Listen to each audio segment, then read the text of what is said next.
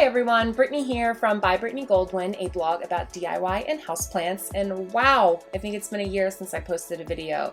One of the last videos I posted was an unboxing video after I ordered a Scindapsus Treubii Moonlight plant, aka Sterling Silver, from the Costa Farms website. That was back when it was really difficult to find these plants, and now it's been about a year. They've popped up in a bunch of big box stores, and I'm seeing them in nurseries as well. So as you can see here, mine is in great shape right now. I ended up getting my hands on two more plants that were probably about like 6-inch size plants and potting them together into this mega Treubii Moonlight. If you buy this from Costa Farms, you will probably see it referred to as a Sterling Silver. That's just their internal name for the plant, their marketing name. It is the same plant as a Scindapsus Treubii Moonlight. The leaves have a jade minty-ish green finish with a nice silver sheen on top of them. And when the light hits it, it can look almost kind of blue, which is really, really pretty. And as you can see, it is a trailer here. You can also give it a pole to climb. The leaves will get a bit smaller as it trails, and the stems will get just a tiny bit leggier. It doesn't really bother me that much. You could always chop and prop them if you really don't like that look. But if you want to keep those big, lush, full leaves like on top, I would recommend giving it a moss pole to climb or something else like that. It is a very tropical plant. It grows along the floors of rainforests and other tropical environments, and then finds trees and other things like that to climb up. So it's always best to mimic the plant's natural habitat in your home if you can. Obviously, we can't get all the way there all the time, and a lot of plants are very adaptable and have adapted to their houseplant life very well. So let's talk about lighting needs for this plant. So as I mentioned, it does come from tropical environments, and a lot of people think that that means that it needs a lot of sun, when in reality, if you think about those rainforest-like environments, they have a very dense rainforest canopy up above that kind of blocks all the plants below from direct sunlight. So you want to mimic that as much as possible. And what that means is this plant likes bright, indirect light. So I have it here next to a pretty bright window. In the summer, I take it outside, and last summer I hung this specific one underneath of my balcony, so it got very dappled direct sunlight from the deck slats above. If you don't have anywhere outdoors to put it in the spring or summer, that's fine. It's perfectly happy near a sunny window. You may want to rotate it if it's only getting light from one side, and just monitor its growth. Along with light, water is a really important part of this plant's care routine. It's pretty sensitive to root rot like a lot of houseplants, so you want to make sure you have it potted in a planter that has drainage holes. This one is a plastic planter from the nursery, and it has drainage holes in the bottom.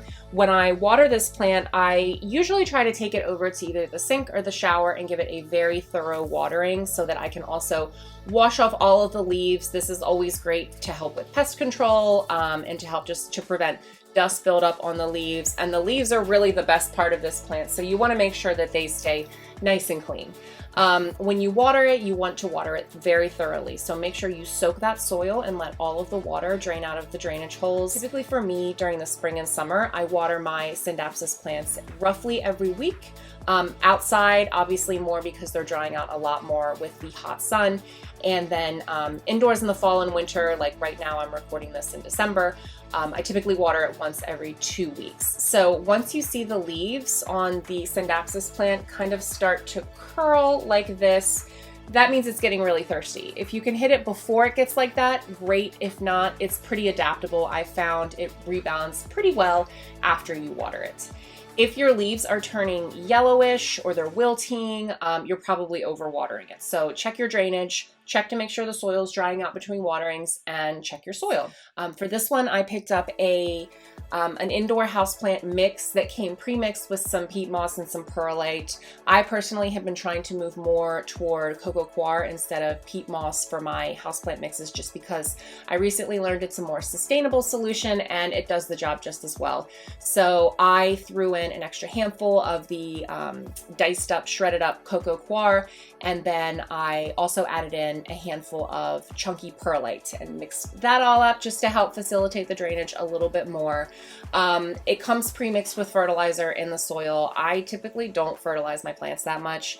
I generally like to add like a handful or two of organic worm poop, which you can buy in stores or you can make yourself at the beginning of every growing season and maybe halfway through the growing season, just to make sure I'm replenishing any lost nutrients in the soil.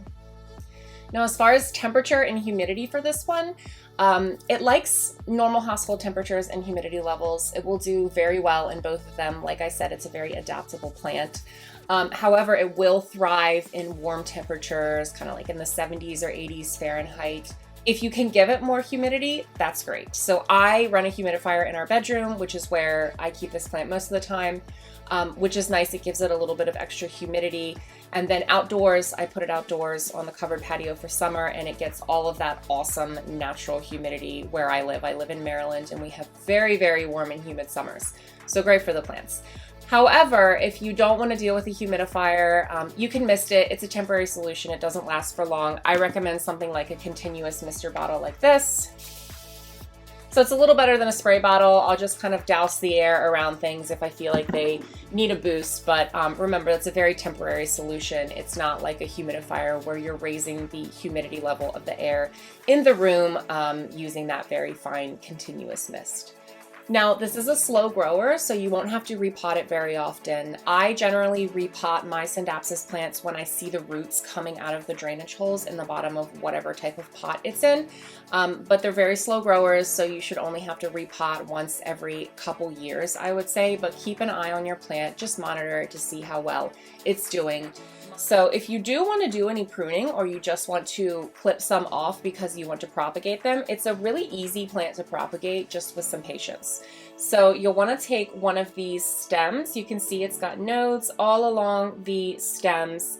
And you want to take, say, like a clipping like right here, you would get these two nodes here, and then you just root that piece. So I don't recommend rooting Scindapsus in water. I think that they suffer a little bit more shock transitioning from water to soil than some other plants like a pothos or a snake plant might. I recommend rooting them in a damp sphagnum moss and perlite mixture. You can just stick them right in there, keep the moss moist, and cover it up with a plastic baggie or something to keep humidity high. Or you can put it in like a clear plastic propagation box. I will drop a link to my tutorial on how to make one of those. It's super easy in the description below if you're interested. So I want to give you a nice, good look at this guy. I mean, I love it. It's one of the most beautiful plants that I own. I love how full it is. I love how it reflects the light. I love Scindapsus in general, but this has got to be one of my favorite varieties. It really, really is a gorgeous plant. If you want to see more plant care videos, let me know which ones you want to see in the comments. I have a ton of plants I want to do videos for. I want to work on moving a lot of my plant care blog posts into video formats. So this is the first of many, hopefully, to come. Let me know what you want to see, and make sure to hit subscribe for my future videos. Thanks.